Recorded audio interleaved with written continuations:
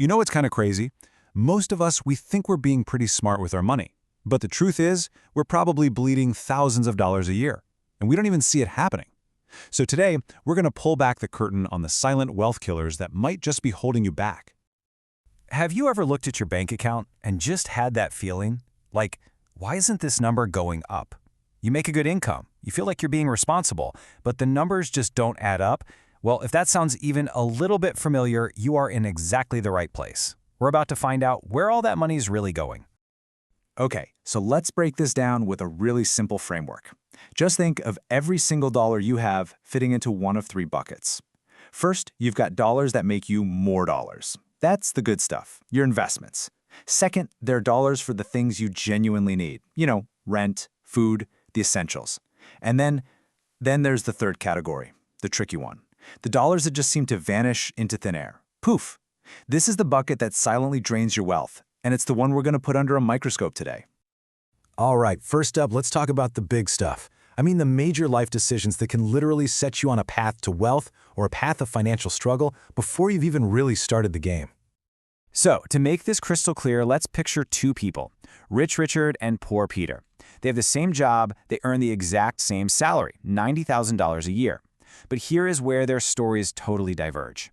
Peter, he stretches his budget to the max, spending a whopping 45% of his income on a fancy apartment. Richard, on the other hand, plays it smart. He keeps his housing costs down to a much more manageable 25%. Now, on the surface, it just looks like a lifestyle choice, right? But financially, the impact is absolutely massive. And get ready for this. Here's the result of that one single decision.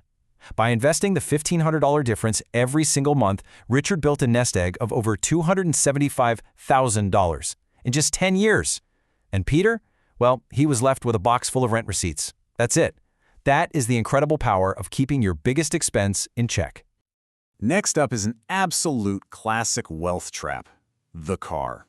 Peter, he falls for that new car smell, financing a $35,000 vehicle. But Richard, he makes a quieter, much smarter move. He buys a reliable, 3-year-old version of the exact same car for just $18,000, and he pays in cash. You see, one of these decisions looks like success, but the other one is success. And just look at the long-term result of that one choice. It's staggering. The money Richard saved by skipping the new car, by avoiding that instant depreciation and all those interest payments, it grew to over $1 million when you invested it for 20 years. That new car smell isn't free, people. Its real cost could be your entire financial freedom. But listen, it's not just about the big decisions. Wealth is also lost drip by drip by drip. We're talking about the slow, daily leaks. Those tiny little habits that feel so harmless in the moment, but are quietly draining your financial future. Think about that daily coffee, or that sandwich you grab for lunch. The really crucial thing to understand here isn't the $10 you spend today. No. It's what that $10 could have become if you just put it to work for you instead. So let's follow the journey of that simple $10. That small daily habit, well, it adds up to over $3,600 a year.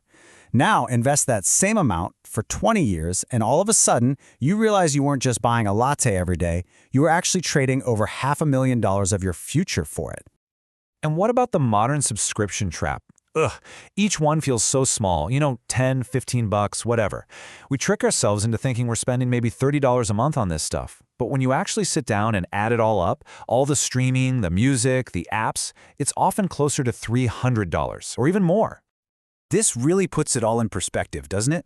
That forgotten $300 a month, if you invested it, becomes over $230,000 in 20 years. So you have to ask yourself, are those 17 streaming services that you just kind of flip through, are they really worth $250,000? Here's another psychological blind spot that gets almost everybody: the sale trap. Your brain sees that big 50% off sign and thinks, wow, I'm saving so much money. But hold on, if you didn't actually need it in the first place, you're not saving $50. You're spending $50 that you could have invested. And here's the proof. When we actually look at all those impulse buys from sales, a staggering amount of that stuff, the kitchen gadgets, the clothes with the tags still on, is never even used. It's not just clutter in your house, it's your hard-earned money turned into useless objects just sitting in a closet. Okay, so how do we fix all this? Well, the great news is you don't have to be perfect. Nobody is. Building wealth isn't about perfection. It's simply about becoming aware of these traps so you can consciously start to sidestep them. And I promise you, these leaks are everywhere once you start looking. Think about it. Extended warranties, mostly pure profit for the store. Financing a couch on some buy now, pay later deal? Oof. That gym membership you haven't used since January? Classic. Overpaying for car insurance just because you haven't shopped around? Or paying for simple tasks you could easily do yourself. Each one is just a small little drain. But here's the really powerful part. You don't have to be perfect. Just by plugging 5 or 6 of these super common leaks, you could easily free up $20,000 to $30,000 a year. That's not just extra cash, that is truly life-changing money. And this, right here, is the fundamental truth of building wealth. The path isn't always about getting a huge raise. Though, that helps, for sure. It's really about consciously keeping more of the money you already make, by just sidestepping the financial landmines that almost everyone else walks right into. So, I'll leave you with this to think about. Take a really honest look at your own spending. Which of your dollars are just disappearing into that third category, into thin air? And more importantly, what could those dollars become if you started investing them in the life you actually want to live?